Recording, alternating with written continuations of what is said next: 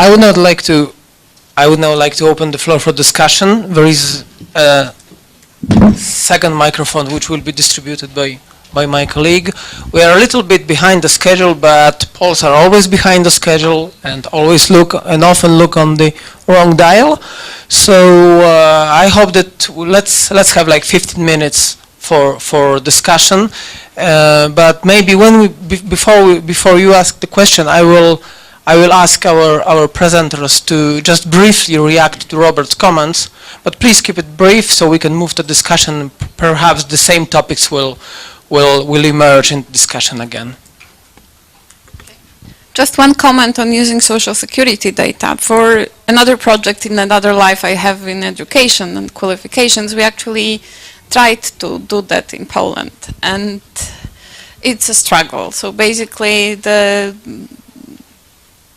personal data protection legislation in Europe and the way it is understood by the politicians and by people who are responsible for that is such that getting to social security data to have this kind of longitudinal information, and that's the only source we can have, because collecting information on people's histories using panel surveys is extremely expensive and has a lot of error in that, is almost not possible. So basically that's a very important thing, how to design ways for researchers broadly to be able to use this data in Europe. There are a few examples of Scandinavian countries that do it beautifully. So when we go to conferences and we have somebody from Norway or Sweden just saying, you know, we got this data from administrative sources and we have, you know, 100% coverage of a cohort and we can say this, this and that.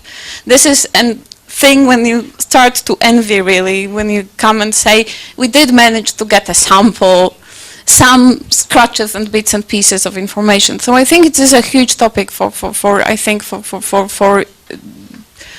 policy research in Europe, how to actually use these extensive sources of information that we have in pension systems, in tax systems, in education systems, to actually understand more what happens to people and how they progress in the life course. But that's a sort of a long-term project to actually think about it. But I fully agree it is absolutely crucial to have this kind of possibility to analyze, to have policy recommendations, and I would really love to have that.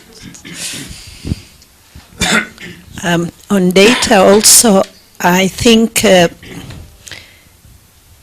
when we have a situation of little transparency, data are mean power. And for example, in the labor market reform, I insisted in putting something which I consider the fifth pillar of the reform, which is monitoring and evaluation of reform. To do this, you require data. And we have, for example, a public pension institute, which has the whole working histories of private workers and now also of public employees. And these data are not considered a public good. So I insisted on having open data source and considering them open for the evaluation of researchers, but it has been very, very difficult. And it ended in nothing. Well, not nothing really, I am perhaps too drastic, but I had a lot of opposition. Why? Exactly because data means power. And so if you have power, even small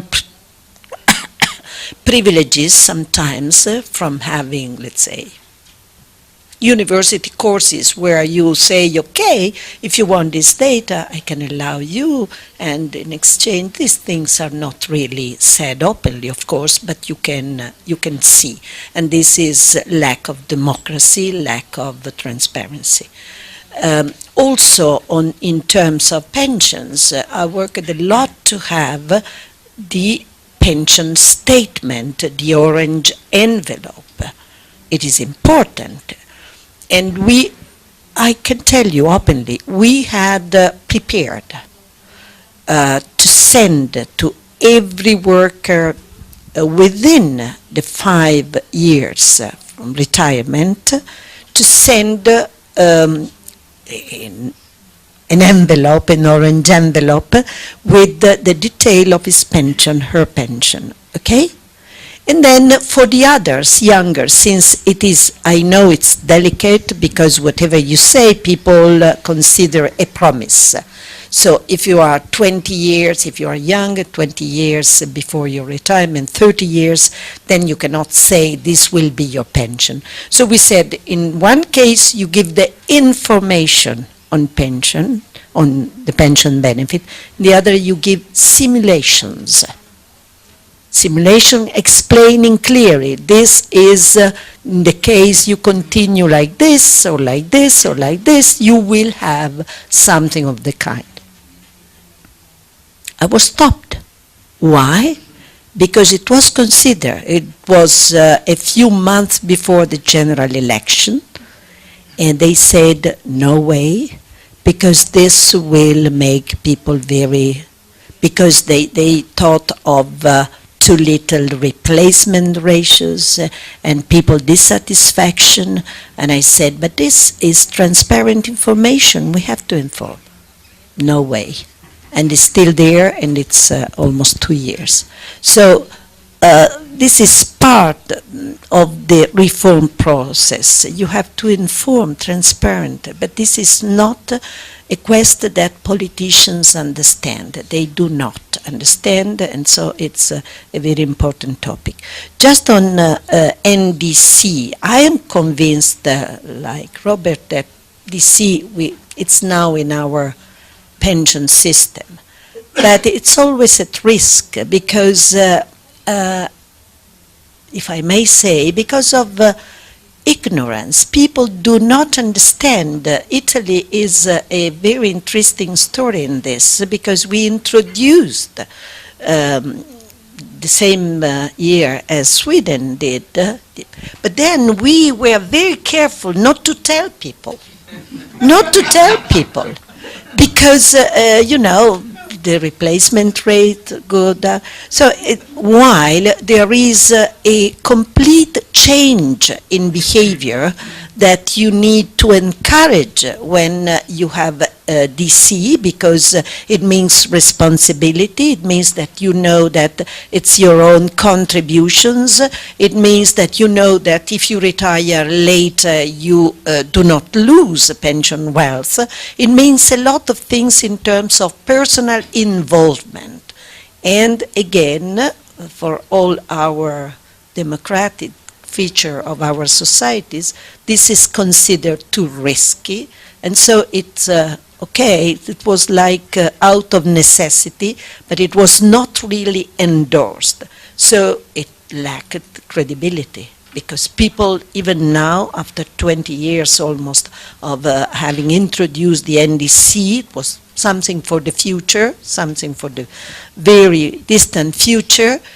People simply don't know what a DC pension is and what means in terms of working and pension prospects. Elsa, you said politicians don't understand transparency. I may be cynical. I think they understand transparency all too well, and they don't like it. Children. In another bit of my life, I've been very involved in the debate on higher education finance, and I was reminded of one of the best education ministers we've had losing his temper at a student debate at a time of reform. If I were a real socialist, he said, I wouldn't spend a penny on higher education. I'd spend it all on nursery education. And there's a very important grain of truth in that, and a lot of clinical evidence about the centrality of early child development. So I completely endorse what other speakers have said on that. On Robert's comments, thank you very much. I mean, as you say, much we agree on.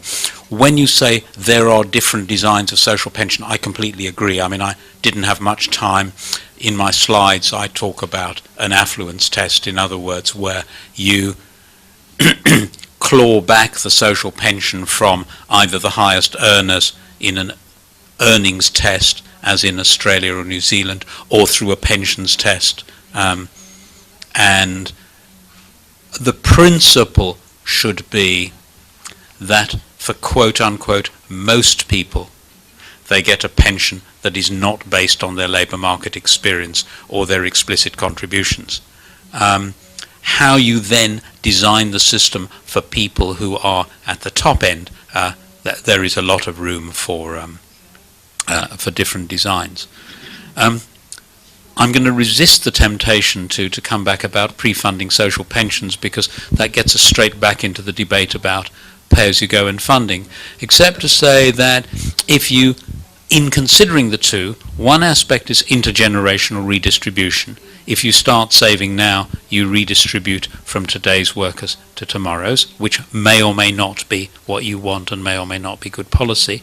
A second question is, do you get the highest return to pension saving, or might you get it in some other ways? In principle, you could get it by government investing in public infrastructure, and that's an empirical question. And the third question is, if you've got a huge, great pile of pension savings, will government be able to resist keeping their hands on it? And again, you're going to get different answers in different countries. So I think it comes back to my going out line. It's actually not pension design that matters, it's good government. I'd like to, though, come back to the point about the inevitability of DC. My criticism has been of mandatory DC schemes where workers have to choose from large numbers of competing pension providers. It's the criticism of the model of choice and competition. Now, it is not logically necessary to have DC. There are other designs, and when people contrast DC and DB, they can exaggerate the difference. Because if you have a pure DC at one extreme and a final salary DB at the other extreme, clearly they're very different. But if you get to a career average DB, depending on how you design the accrual rate, the two can converge. So I'm not accepting that DC is completely inevitable. However, I do accept that that's the way the world is going, and I was saying if it does go that way, then the way to do it is not through the model of choice and competition, but either, if you want to do it through fully funded accounts, then you have a simple model, either thrift savings plan, or you mentioned the Netherlands, collective DC would be another way of doing it. But either way, the choice the worker has to make is either zero in the Netherlands or limited. Or the alternative way of doing a DC scheme is NDC. So you can have fully funded or notional. The notional can be largely pay as you go, or it can be partially funded to quite a substantial extent. My argument was not against DC, but against the choice and competition version of DC. And I suspect there's a lot of convergence between us. Robert is absolutely right in the sense of separating as much as possible the insurance part with respect to the redistributive part. Well, which is important also because of, let's say, transparency. If it is transparent, it does not go the wrong way, because what we have to say is that in our DB systems, there was a lot of perverse redistribution, and that is absolutely unacceptable from the point of view of society, of fairness. And so if we separate, at least we can make transparent where the redistributive flows just go. And if they go in the direction of the poor, of the unlucky, we are happy, because we consider this a right thing. Particularly for the public system, of course. But if it's the other way around, as it was in many countries, then it's simply wrong. And to me, the resistance to change this is exactly because politicians understand the dangers for them of transparency. I mean, I think it's important to be clear.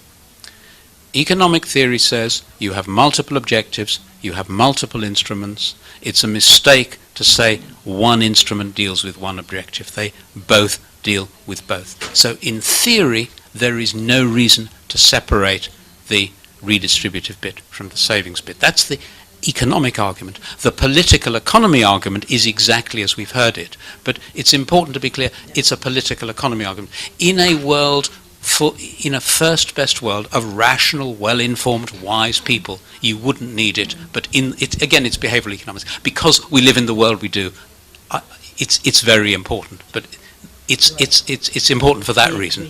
We agree on this, absolutely. If the world was perfect, then there would be no need. Well, then we wouldn't be here. No need for us.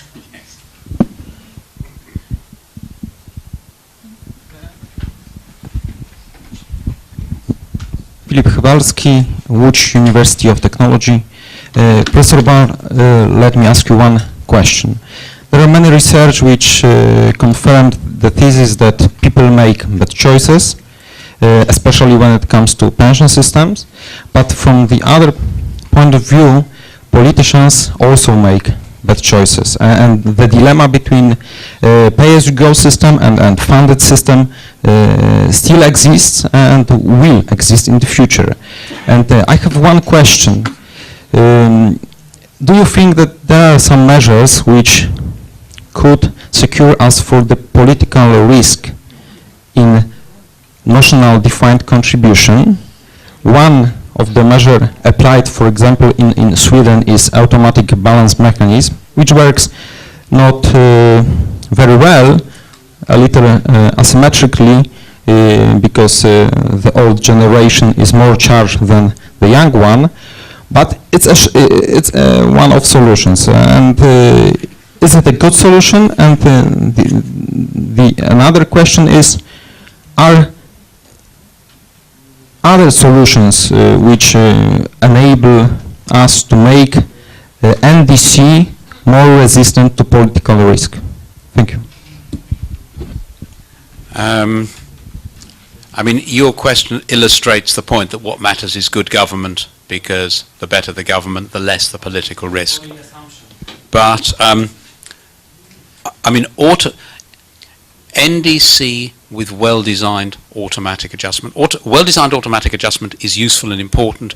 As Sweden has discovered, their brake mechanism needs to be refined, and I think they're working on refining it. But the idea ought to be that pension systems should have as much automatic adjustment as makes sense. Originally they had none, then they introduced indexation and other sorts of automatic adjustment. There hasn't been automatic adjustment in most countries yet to rising life expectancy. That's the missing piece of the puzzle. Automatic adjustment to long-run gradual change is desirable and should happen, and Sweden is an example. Another guard against political risk, though none of this is foolproof, is independent periodic review. If your pension legislation says every 5 years there will be a review and its membership will be made up, and you don't name names but you specify the offices that hold it, and if you have politicians involved, then it's got to be cross-party. Again, Sweden is a good example where their pensions group is a cross-party group and sort of acts as overall guardians of the reform. A third guard against political risk is what Elsa has been talking about, quite rightly, transparency. I mean, the Swedish Orange Report is an example to us all, not only of transparency, but of beautiful, clear writing, and it's also part of education. It's written so that ordinary people can understand it. And I think those are three very important safeguards. The idea of a pension system that is immune from all political risk, sadly, is as unrealistic as one that is immune from economic risk. It's a risky world out there. And again, maybe I've left something out, but I would say automatic adjustment, periodic independent review with a period in the membership is specified in advance in legislation and transparency. Just to add one thing, we have talked about politicians, good government, but there are also social partners, and the trade unions always had a very important role. So having a discretionary change, sometimes politicians are ready, but it's the difficulty is to convince the trade unions. So for example, in Italy we now have indexation of retirement ages with respect to life expectancy, but it has been introduced, let's say, almost in a hidden way. So they found it was there, and they could not really react, but it was exactly to smooth social confrontation, which can be very hard. Think of France.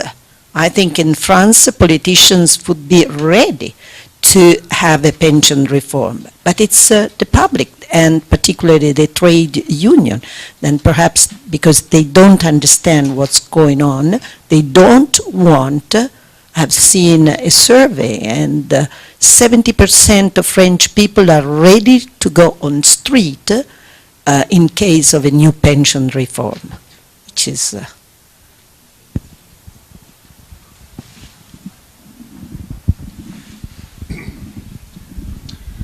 Since I come late and hadn't the benefit of listening to Nick, I think what come out from the discussion, also what Robert put on the table, is how in a future system are we able to link basic provisions with income-related provisions. I think that's a critical part to deal with the issues, talk about the helping other women. And here, the Chilean system is definitely a good way, but requires quite some complicated and good governance to make it happen. And also, the lower the marginal tax rate, the more expensive it is for the government to make it happen. And so the idea from levy, I think you can not only have it with pre-funding, you can have it also with notional pre-funding. So it's not only, Nick, it's not only with funding, it's also notional pre-funding. And my sense is it really offers this kind of linking distributive as well as savings elements in a way in which it emerged and really is able to fulfill both functions and linearize the intertemporal budget constraint. I think that's a critical part. I think much more thinking should happen from our side. And another one, normally I hate to agree with Nick, but I fully agree with him that when it comes to DC, funded DC, market-based individualized system really have the problem that it increases the diversity of outcome, and as we age and as we push out the retirement age, it increases the diversity even more. And so at the outcome what you would have the internal rate of return, the rate of return for individuals increases with the time. And if you want to have a system, you would like to have one in which the outcome doesn't depend on the vagaries of how somebody has chosen his accumulation or his dissemination. You want to have something which creates quite likely a unified or not too much different rate of return. The problem is, how can you create rates of return in a funded system which allows to avoid the political capture of the resources there. And here we had advantages in the past, problems in the past, some progress now, but it's still far from certain to guarantee good rates of return in a centralized system.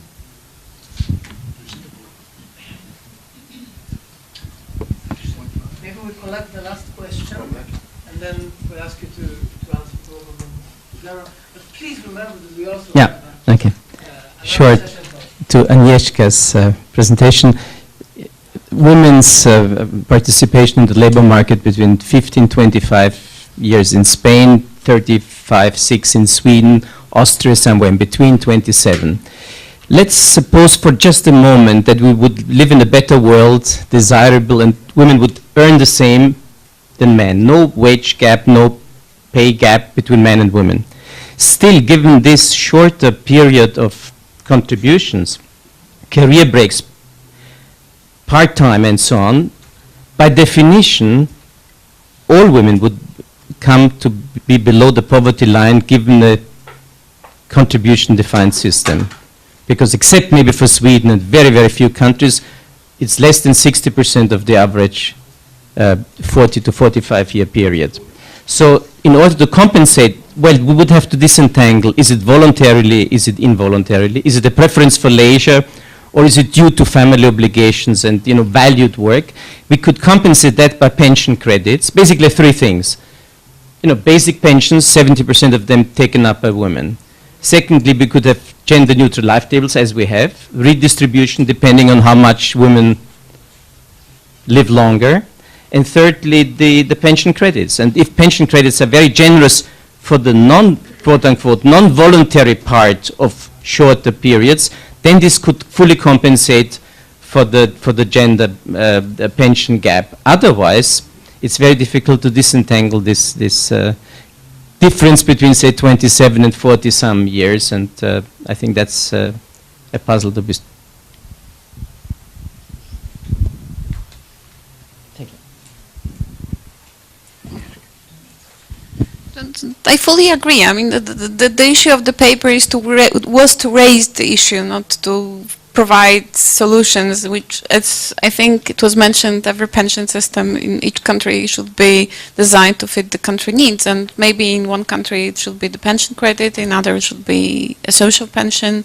But definitely there is an issue that should be raised. That was, and I fully agree. I mean, I think the difficulty in designing the proper solutions is that how to design solutions that support pension rights, but they don't detach women from the labor market, because that's a risky point. Once you provide a generous benefits, for example, for childcare during the childcare periods, that is definitely good for the childcare and potentially for children development, however, with certain cautiousness here, because, I mean, if parents are from low background with low sort of social and human capital, they probably, the kids are less off staying at home with the parents than going to the nurseries when they can have some kind of initial capital, human capital investment, which is important, as we know from the work of others.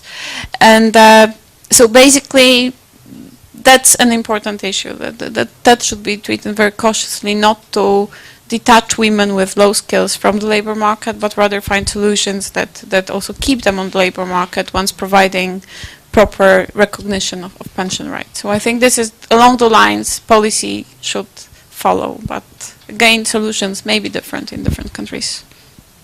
I just would add that we have to stop considering care activities as completely women activities, because this is another change that why is it that child care, parents' care is just falls on the shoulder of women. There is no reason except the traditional division of chores within society, which is a tradition, but has there is need for change. So equalizing job opportunities, but also participation in society activities is very important. Yes,